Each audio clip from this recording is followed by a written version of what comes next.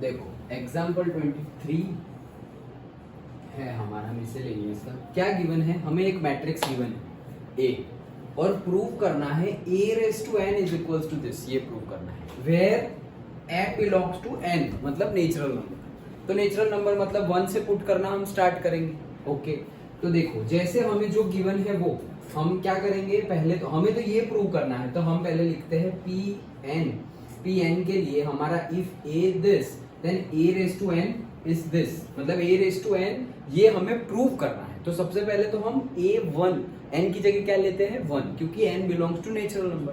तो n की जगह यहाँ पर अगर हम 1 ले तो हमारा a ही आ जाता है डायरेक्टली।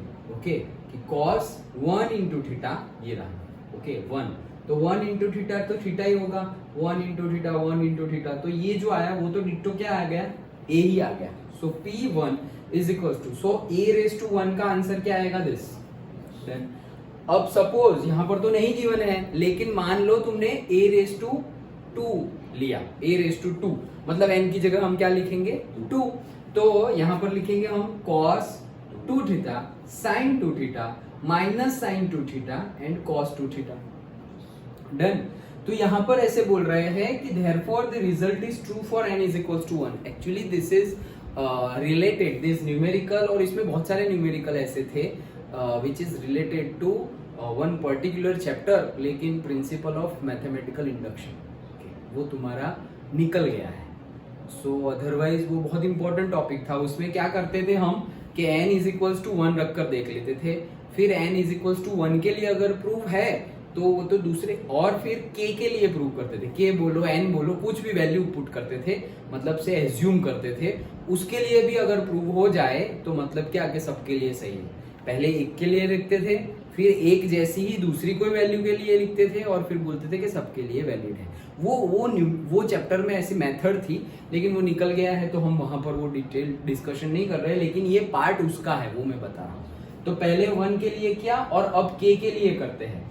तो उसमें एक्चुअली 3 करते थे, 1 के लिए प्रूव करते थे, k के लिए प्रूव करते थे और k+1 के लिए प्रूव करते थे। अगर तीनों के लिए प्रूव हो रहा है मतलब सबके लिए प्रूव हो जाएगा, वैसा वहां करते थे। एक्चुअली वो सिलेबस से निकल गया है, लेकिन इसमें थोड़ा उसका कंसेप्ट यूज किया है ये न्यूमेरिकल में पर्टिकुलरली। तो 1 के लिए हमने प्रूव किया। अब therefore the result is true for n is equals to 1। अब k के लिए प्रूव कर रहे हैं, तो जहां जहां n था वहां वहां क्या लिख दिया, k लिख दिया। तो k के लिए हमने लिखा now we prove that result holds for n is equals to k+1। देखो हमने क्या बोला, 1 के लिए ट्रू है, k के लिए भी ट्रू है, ऐसा हम एज्यूम कर रहे हैं। ट्रू है प्रूव नहीं किया हमने, क्या किया एज्यूम। 1 के लिए हमने बोला कि देखो 1 रखा तो ये आया तो ट्रू है, फिर k रखा और हम मान ले, ऑलरेडी हमने मान लिया, एक्सेप्ट कर लिया कि k के लिए वो सही ही है, ट्रू ही है, तो k के लिए सही है तो k रखा एंड दिस इज ट्रू, ऐसा हमने बोला कि this is equals to this. अब k+1 के लिए हमें प्रूव करना है, तो वो जो हम प्रूव करेंगे ना उसके लिए हम पहले जो 2 ऑलरेडी कर दिए है उसका यूज करेंगे। क्या कर दिया है, n is equals to 1 and n is equals to k। n is equals to 1 के लिए वो ट्रू है, वो हमने प्रूव कर दिया, और n is equals to k के लिए ट्रू है, वो हमने एज्यूम किया। अब वो दोनों डेटा का यूज करके हम k+1 के लिए भी सही है वैसा प्रूव करेंगे। सो a k+1, तो उसके लिए क्या होगा, a k इंटू a ऐसा होगा। ओके, गुड आफ्टरनून, चलो जल्दी फटाफट।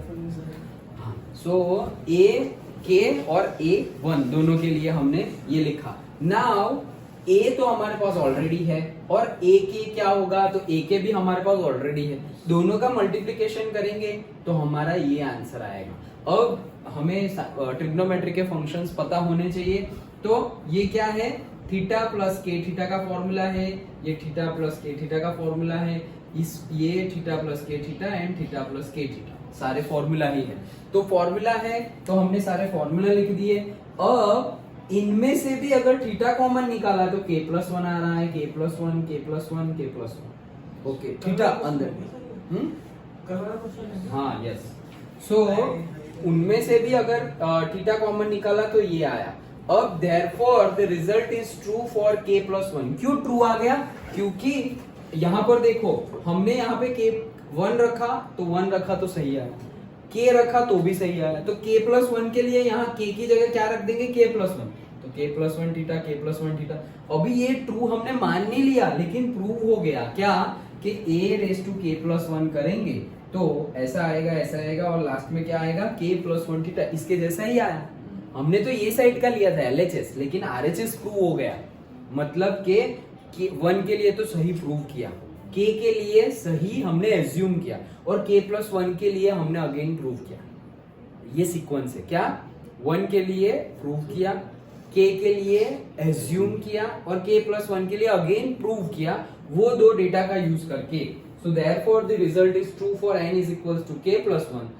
ये देखो आया ना, thus by principle of mathematical induction.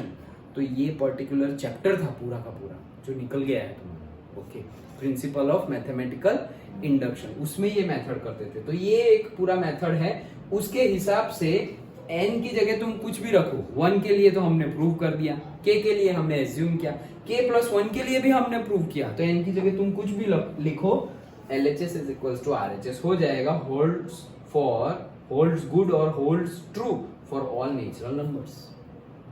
Understood. तो करना क्या है, पहले n is equals to one लिखो, उसके लिए प्रूव हो गया। देन हमने क्या किया, n is equals to k के लिए ट्रू है वो एज्यूम कर लिया, डन, ये दो हो गए। अब n is equals to k plus one लेंगे, लेकिन LHS में वहां मत डाल देना डायरेक्टली, यहाँ पे k की जगह k प्लस वन नहीं, वो तो हम प्रूव करने में, k प्लस वन के लिए तो हमें प्रूव करना है। सो हमने सिर्फ LHS लिया, LHS में था a raise to k plus one, k plus one को तोड़ दिया, a raise to k and a raise to one, a raise to one का आंसर हमारे पास है, a रेस टू k का आंसर भी हमारे पास है, वो दोनों लिख लिया, मल्टीप्लिकेशन किया, सिंप्लीफाई किया तो RHS प्रूव हो गया। So n is equals to one के लिए हमने प्रूव किया, n is equals to k के लिए ट्रू है ऐसा हमने एज्यूम किया, और k प्लस वन के लिए अगेन हमने वो दो डेटा का यूज करके प्रूव किया। देयरफॉर सभी नंबर्स के लिए n is equals to for all n, it is true for all n। Understood. तो ये पूरा हमारा न्यूमेरिकल था, ओके, समझ में आ गया, पक्का ना, ओके। चलो तो आगे देखते हैं अब।